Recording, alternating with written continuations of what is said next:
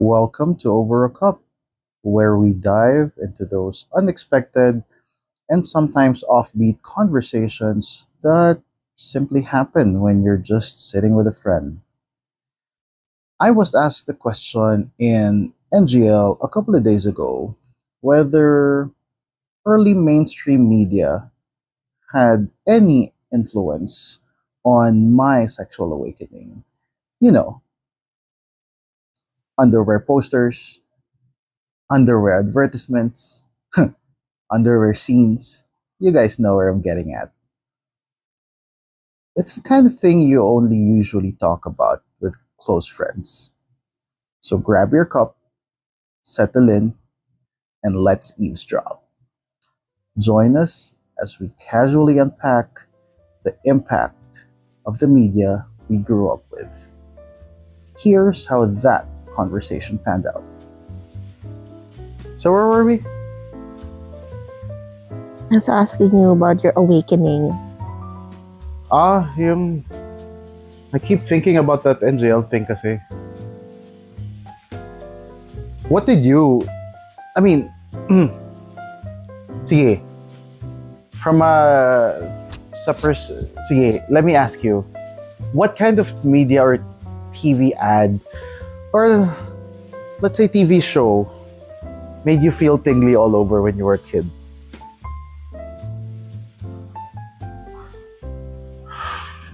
Made you feel things? I'm not sure. Me neither eh. I'm not sure. Sabi nga sa'yo kanina, it's like, ang sa akin, it's more, it's not ads eh. Grabe yung tanong na yun, napaisip talaga ako ha. It's not ads. It was a TV show. Because you don't watch anime kasi. No. But you're familiar with Slam Dunk. Yeah. So you know the team. Yeah. So you know the big guy, the center. You know, the one they call Gory. I don't The know team- the name, but I know. The team captain. But you know the face. I have a picture of it in my head. I don't know if it's yeah. the right one. Siya yun. Probably yung Semical. I think he was one of my first. Now that I think about it, he was a crush. He was like, kasi, syempre I was a kid. I was straight. And normally, when I used to play basketball, no matter how sucky I was, because I was the tallest, I was always the center. Mm. Eh, yun din yung position niya eh. So I've always, like when watching Slam Dunk, I'd sort of like admired him. Wanna be him. Mm-hmm. Yung pala, I want him. Charot. It can be both. Yeah. So, or him or that, I forgot his name, but it was also anime. I think it was mostly anime. It was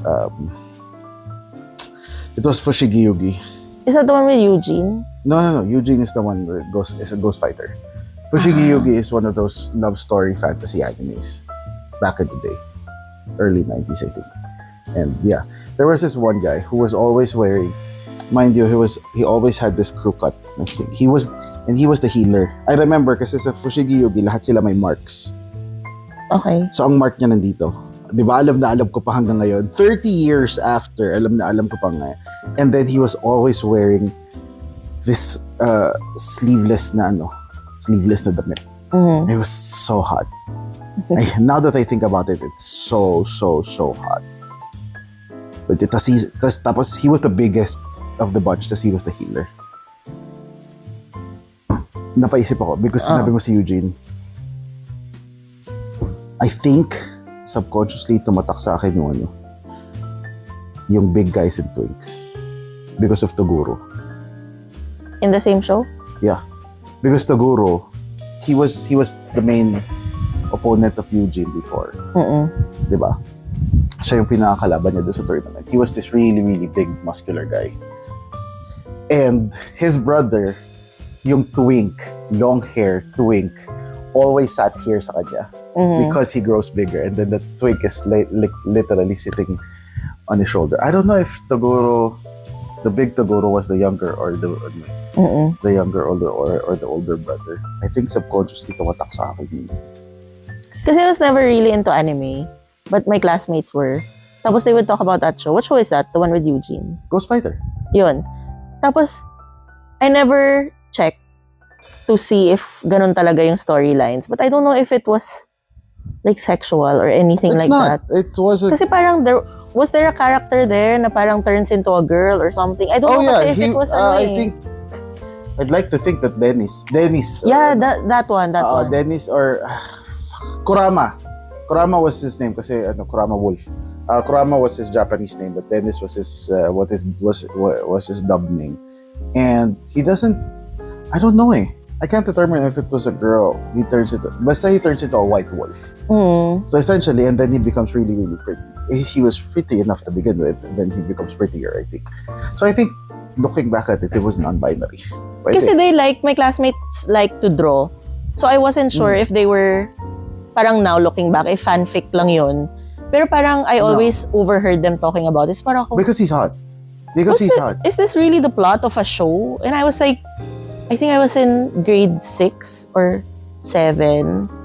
It's parang, is this really the plot of an anime? But then I never got to confirm. But it was like a tournament lang naman. Wala nga love story masyado. It was like, they were just joining a tournament and then anyway. Kasi parang they were shipping male characters together, ganun. Oh yeah, because he was too pretty. He really was really, really pretty. And I don't know if it was a he or it was... Meron pa isa. Si Ranma One Half. I've heard of that.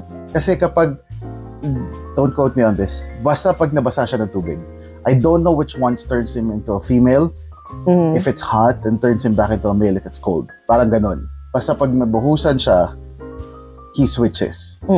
So yun, sa pang non-binary character, in the 90s Wait, pero I'll go back to my question a while ago. How old were you when you first started? When you first felt something for a character? I have no idea. A male idea. Character. Kailan nagkaroon ng Yahoo Mail? That's the question. Kailan nagkaroon ng Yahoo Mail? Because my curiosity started because of Yahoo Mail. Well, I had email as early as grade 5. So I was in high school. Probably, yeah. So, oo na. Yes, Mas matanda na ako sa'yo. So yeah, spam. Okay. I didn't know. I was, email was new. Email was new in the Philippines. We were all stuck with dial-up and all that shit. So, like, I didn't know which was spam and which wasn't. So I would, the email would get that, and, meron pang meron pang penis enlargement, keme-keme. As a male, syempre, you're curious. And then, the cookies now started spiraling into more ads, which started spiraling into gay ads. So I was like, pwede pala yun. Interesting. But I never really acted on it. I was like, it was just, I completely blocked it externally. What I did lang was, I would fantasize. Don't get me wrong. I would fantasize. I would, J.O. to it, to the thoughts, to what I see. But I'm a Catholic schoolboy. So when you started seeing that, what was the reaction? I was Knights of the Altar. I was the head of Ushers and Collectors Guild ng college. I was part of the Parish Youth Council. I was tumanda ako, naging singles for Christ. So, hindi nga ako naging active dun eh. But, yeah, I don't know. What did I feel? I think it was... Did you reject it when you had the thoughts? Or were you kind of curious and... It was the curiosity. Make konti exploration into it? Yeah, like, honestly, the term curiosity killed the cat was like, rang very true. The curiosity killed any form of straightness, I think, in my body. Like, I was always a curious kid kasi. They encouraged it at home. So, like, kalikutin mo to, kalikutin mo yan. So, it was always like that. Na, kumbaga, nasa nature ko siya. Nasa nature ko magtanong, nasa nature ko magano. So, I I grew up and I grew up always asking questions. Of course, there are questions you can't ask at home, and that was one of the questions. So, maparaan tayo eh. So I started researching on my own. I started getting that. Oh, pwede pala yun. Oh, pwede pala to. Ooh, interesting. I wonder what that feels like. Yun, doon nag-start. And then, this is too dirty. I can't say that here. Pero you were in high school, di ba? I think so. So, I mean, you had an idea of mali to or tama to. Parang may ganong... I never had the idea na mali. I mean, growing up, the way you grew up, Catholic, ganyan, but conservative. It was the conservative part eh. It was never the mali. You get what I mean? I never thought of it as wrong. As, outright wrong. I thought of it as it wasn't for me. This isn't me. I can't do this. But I never thought of it as wrong. I think that was, I don't know, kasi they encouraged din naman, they encouraged liberal thoughts din naman sa bahay. So, okay. Intellectual. So, early on, I knew it wasn't wrong eh. I never told myself, you shouldn't have these thoughts. Or I shouldn't have these thoughts. I knew I was curious and I knew I wanted to explore it more. And, like, hello, as a child, don't touch yourself. Diba? So, dun pa lang alam ko na agad, why not? Where did the rejection come from? Yung feeling na i-reject mo yung ano na yun? I was attracted to girls eh. Okay. So I was very attracted to girls. I had like 2 girlfriends in high school. So I always fancied girls. And it was like it was black and white. There was the concept of bisexuality at the time. That one I never thought of. It wasn't in your schema. It wasn't in my schema at all. Talaga. Yun. Yeah. Yeah, it wasn't. It really When wasn't. did you discover bisexuality? Not necessarily yours, but the concept of it. Oh my God, that's a long story. When did I? I think it was college or after, when I was working. Now it was possible. Probably when I was working. Probably because, one of my best friends was gay. And one of my best friends was a lesbian. One of my other best friends was a straight girl. So, I was surrounded by these people who were all older than me, who were very, very close, that I could ask questions. I was encouraged to ask questions. And they would make kwento, like literally without filter. Talaga. Kaya, doon ko siguro na-distinguish, and then you have TV, you have the start of the acronyms. Okay. Oh, so that's what it means. Oh, pwede pala. Oh. Pero that was kind of later in life, ha? Oh, yeah. I mean, what was was your thought process na you knew you were attracted to girls and then you started having attraction or feeling attraction towards bitter them? pa rin ako dyan. Why? Kasi, ako naman kasi palibog lang talaga. I was just really horny. I was just really, really, really horny. So the concept of patol, in exchange for something, papatol ka to gay guy in exchange for something. Whether it's favors or it's items or it's cash. It was not new. That I'm aware of. Kasi nga, may mga kilala rin ako. No, I mean, in the beginning, kunwari, nung high school nga, when you started seeing those kinds of content in your email, and then you felt attraction, pero you also knew you were attracted to girls, and wala kang concept of bisexuality nun. No, What was yung going through your mind? Wala. It was just a fantasy. That was it. Plain and simple. It was just a fantasy that I would never act on. And then college came, and then you get exposed to more cultures, not just provincial culture and Catholic culture. So ayun. I never had an experience din naman ng college with I think in exchange for a favor, parang I can't say who, I can't say who. Malamang. I can't say who, but it was, yeah, I my offer in exchange for something. And I didn't have to do anything. It was just a simple BJ. Mm. That was it. And as a horny teenager, why not? I don't have to do anything. Mm. So I said yes. And I've watched stuff like that before. I know it happens. Kumbaga nandun yung thought na yun. I don't have to do anything doesn't mean that I'm... So you weren't thinking at that time yet na, oh, I might be gay. No. It was just transactional for you. Transactional And also, horniness. yeah. Libog. Big L. Big L and big H. So yeah, yun. Wala talaga. Yun lang. And then, yeah, yun. Tapos, I guess the time that I actually napa-question ako, the time na napa-question ako was later na talaga. Super later na talaga. Na, kaya ngayon yung sobrang bitter ako, yun naasar pa rin ako. Kasi nga diba I had a gay best friend, tapos he called me. So I told him, I need to talk to you ASAP. Kasi I was coming from a hookup. Sure, I didn't really do anything. I think. I don't remember. Yeah, but as far as I know, it went all the way, but I didn't do anything.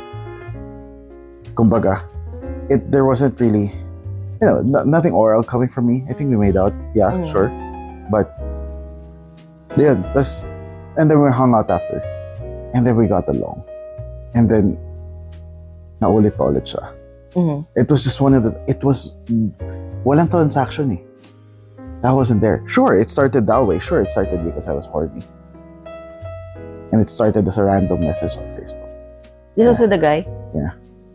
And then, I was like, fuck, bakit ko siya namimiss? So yun yung thought na yun eh. Fuck. I'm like, fuck. Is this real? Am I? Again, I never thought it was wrong eh. It was more like, am I? At that point, you knew about bisexuality already. Yeah, I had the concept na. So I called my I think I've told you the story already. I called my best friend. And sabi ko sa kanya, no, he wasn't answering. So I texted him, called me back ASAP. I remember this kasi nasa jeep ko. Took him 2 fucking weeks to call me. Like, I swear to God. Imagine the agony. The one person I could talk to called me 2 weeks after. Sinigawan ko nga eh. Tangin mo, ba't niya ako tumawag? The first one I think I actually told was my lesbian friend. Because I was living in Laguna and there was access. She was just from Cavite, I think Dasma at the time. And sabi ko, I need to meet up today, ASAP. Like, I think it was the morning, it was the afternoon before going to work, call center night shift. So, we need to meet early, punta ka. Sabi niya. So, nagpipilitan pa kami. No, I don't wanna go. Tinatamad ako. I remember this. Yan, di ba? Tinatamad ako. Back and forth na ganun. Until sabihin mo na kasi dito over the phone. So, sinabi ko sa kanya, I think I might be bi. Sige, wait lang, magbibihis ako. And then my straight girl best friend at the time, I called her. And because at the time she was living in Fairview or East, I think I know she was in QC. So, south kami. So, Laguna or Alabang, malayo, super layo. So, I knew I can't ask her to come over. So, nag-usap na lang kami over the phone. May sabihin ako sa'yo. Yeah, ano yun? Tapos sabi ko, nahihiya pa ako nauna. Kasi nga, I don't know. I know it. I knew it was something to be ashamed. It was nothing to be ashamed of. But a part of me was just like really holding back.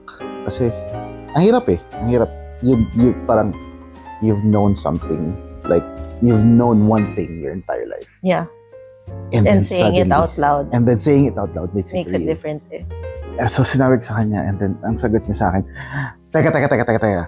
Maglalagin lang ako, lalabas ako ulit. And then, the third niya na yung the gay guy. Ano ba yun? Kasi sinigaw ko talaga siya yung tumawag sa akin. Ano ba yun? Ano? Buntis si Blank. Sabi ko, no. Ano? You're one of us now. So, I think so. Wait, seryoso ka ba? I was joking.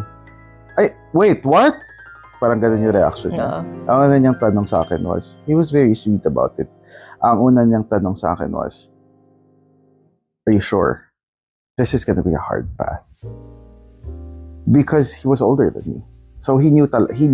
It was harder for him. I think, I don't know, Gen X nga ata siya eh. He's gonna kill me if he hears this. You're not saying his name. Yeah, but I'm saying he's old. You're probably older than he was at that time, so... I have no... Yeah, he was... There was a few years talaga. But yeah, he was very sweet about it na parang sinabi niya, sure ka ba? Sabi ko, hindi ko alam eh. What I do know is I need to figure it out. What I do know is I need to... Kailangan ko nakausap. Tangina mo kasi nasak ka ba? 2 linggo na ako sumatawag so hindi ka sumasagot. So yeah.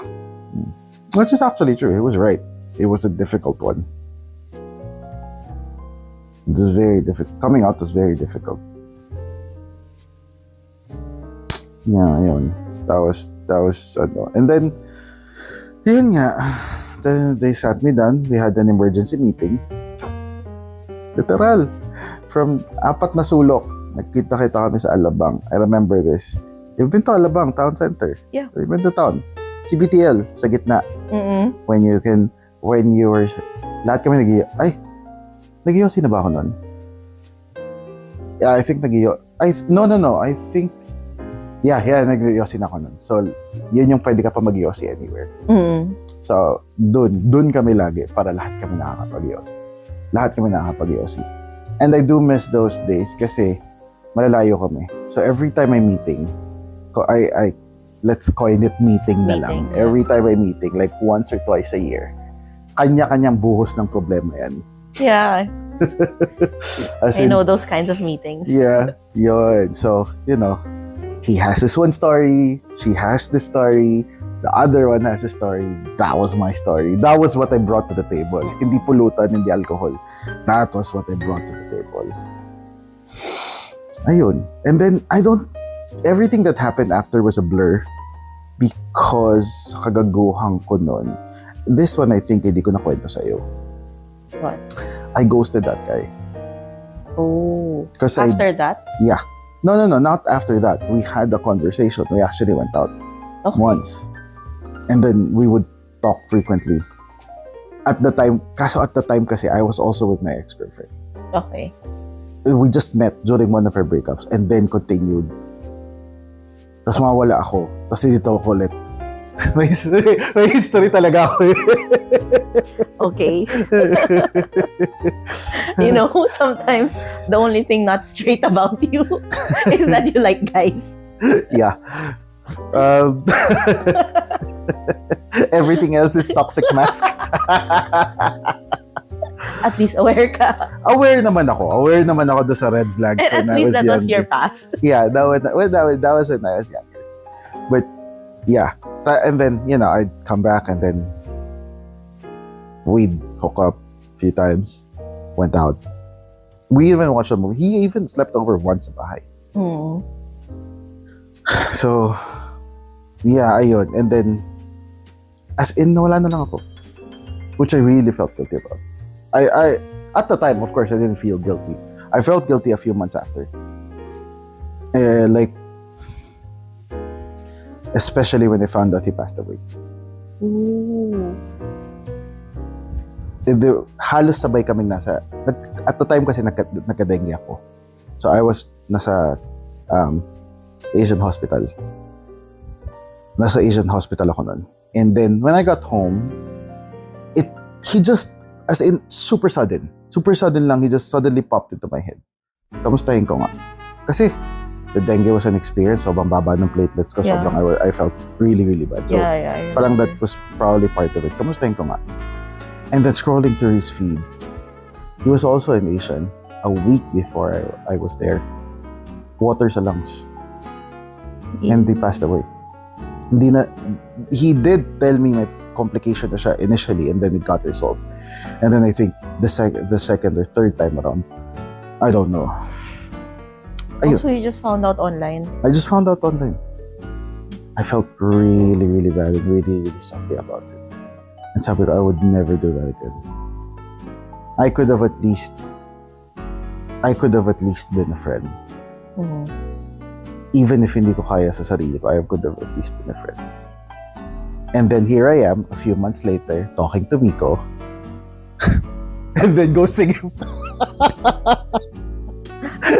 Eh, kasi naman, I have stuff to say about no. you and okay. ghosting. The reason I ghosted him was because nahuli ako ng ex kong lumalandi. Yun. So I had to lay low. It was about laying low. It wasn't about, any feelings kay Miko or any complications whatsoever. It was purely about laying low. Nag-lay low ako for 2 months. October yun, I remember. October kami nag-usap. And then we just really clicked. And then after a few days, nawala ako. After a few weeks, nawala ako. And then, kasi doon ako nahuli. And then, December, nag-message na ako ulit. And I took that opportunity na niyaya ko na siya lumabas. And I think that was one of the first real dates with anyone. With a man that I've ever had. Well, he wasn't a man at the time, he was a boy. But yeah, that was one of the first real dates with a guy I've ever had. And then, yeah, complicated history. Like, I swear to God, it took me 2 years to actually, I know this for a fact, it took me 2 years to actually fully accept I was with a guy now. Mm-mm. Or at least more than 1 year. Or at least, basta almost 1 year. It took me that long. Na, was I happy with him? Absolutely. But it was the nurture. It was the nurture. It was the... Ilang taon nung naging kami? Ilang taon ako nun? Minus 11. 38 minus 11. 27. So I was 26, 27 when we got together. Or when with the other guy, I was 25, 26.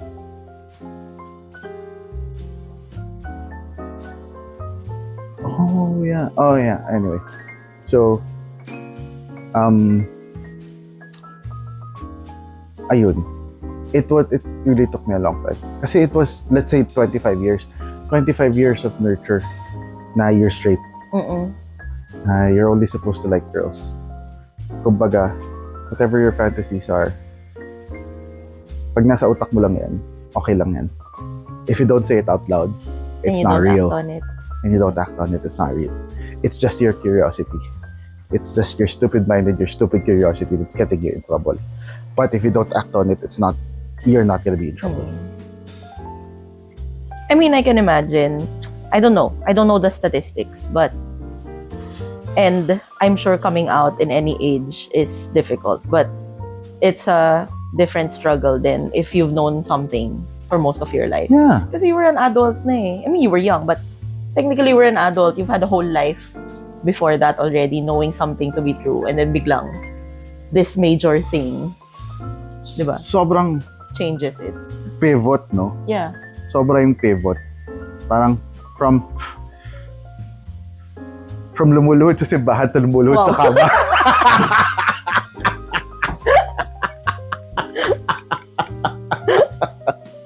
Diba? Oh my God. From sumisinghot ng insenso to sumisinghot ng poppers.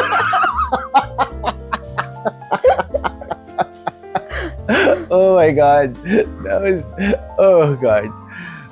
Yeah. That was funny.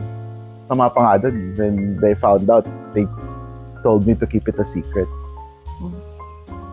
Yeah, well. Which is fine. Kasi they're also, syempre, you don't know how people are gonna react. Family, religious family, mind you. Very religious. You never know eh. So you also gotta protect the family. Kasi kung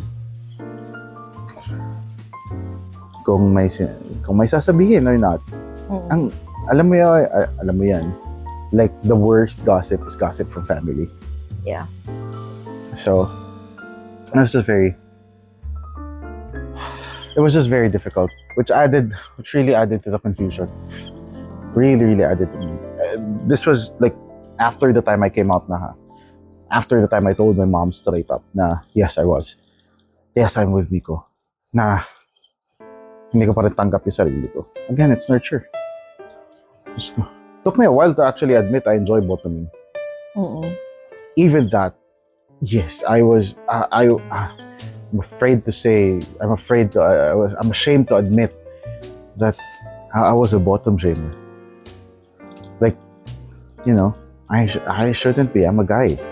Even though I'm with a guy, I should be the guy. Yeah. Parang ganun. There was the male and female, there was the dominant and the submissive part of the relationship. Doon ako lumaki. Hirap. Yeah, it's naman talaga. Sobrang hirap baguhin. It's hard to unlearn something if it's so ingrained in you. Yeah. Sobrang hirap baguhin ng habits. Kaya nga, it takes a lot of work eh. It does. It takes years to unlearn all of that eh. Kaya, and it has to be intentional. It's not like you just go through it and then alam mo yun, it'll just fall into place. There's work to be put into it. Kaya nga, even though it took a while for them to actually fully accept it, fully embrace it, I don't think they have, even though we are married already. Nandun sila sa acceptance part. But sa embracing part, I think there's still a little bit more work to do. You know, I'm happy na ganun sa side, fully embraced na sa side nila, Miko. Sa akin, not yet, but I understand where they're coming from eh. It's years. And if I had a hard time with 25 years under my belt, at the time they were 40 plus already. So, mas malalay sa kanila. Mas maraming years yung kailangan i-unlearn nila. What frustrated me lang was, initially, I thought they weren't putting in the work. Which, I confronted my mom. Resistance talaga. No, not even resistance. Avoidance. It's not resistance eh. It's avoidance. We avoided the topic altogether. And we avoided talking about it. It was really... Yun yung naramdaman ko, they weren't putting in the work. At least, one of them. Yeah. Kasi, parang, ano ba? It's been, sabi ko, 7 years. Yun yung kinonfront ko sa mom. Sabi, 7 years. At that time, 7 years. 7 years na kami. Nothing's gonna change. Kulang na lang sabihin ko kay mami, Me, I like dick. Okay? No, but I think it's rin eh. Parang it's a balance of understanding where they're coming from. But I also, do. And that's why I took all... also knowing when to advocate for yourself. Yes. Knowing the line. Okay, where's the line? Kaya ngayon yung sabi ko sa kanya, nothing's gonna change anymore.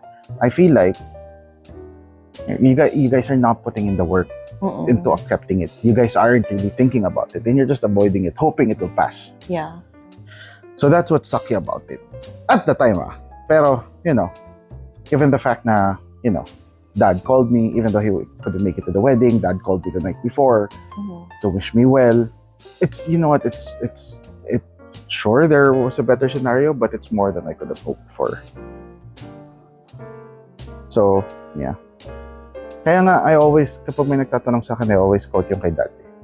Parang, I'm happy for you, I accept you for who you are, Sabi niya sa akin, sizzling plate, Alabang Town Center, food court.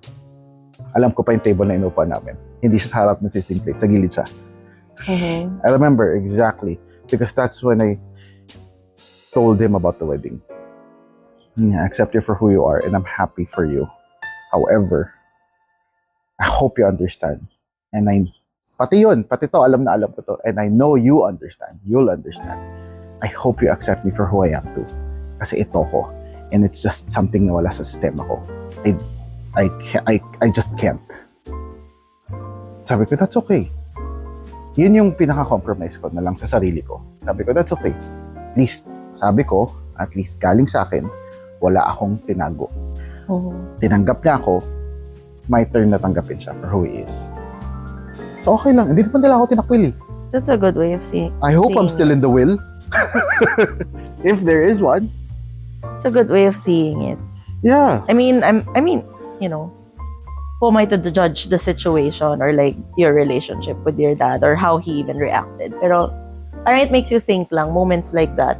Kasi you're saying, naalala mo every detail. Like, those are core memory things. Talaga, even as an adult. Oo. And, you know, a lot of stories, people coming out, the stories, you've heard the horror stories. You've heard the dumping sa drum. Yeah.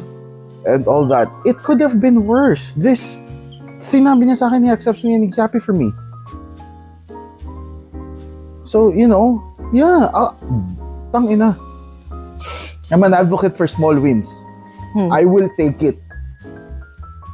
The fact na yung words na lumabas na yun, accept you for who you are. A verbal contract is binding according to the law.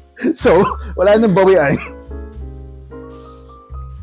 But yeah, hirap lang. And I think the cherry on top was when I made mom realize it was David Archuleta. Diba, remember that Remember that open letter that he penned? I sent that to my mom and I wasn't really expecting a reply. I didn't want a reply. I just wanted her to actually read it. I sent it to her and sabi ko lang sa kanya, I hope you understand that this is what I actually experienced. It was the church between me. It was what was taught when I was younger. It was, you know, it was, tama ba tong feelings? Oh, and all of that. But, as I kept telling myself, you know what? Ilagay lang natin sa religion, just for one quick minute. You know what? Jesus loved Peter. Jesus loved his disciples. Even Judas. He loved every one of them equally. He also loved Mary Magdalene. He loved his mother. He loved his father. So, sa akin talaga sa utak ko nun, straight up sabi kay mommy, I sincerely believe that, you know, Jesus taught me how to love, not who to love.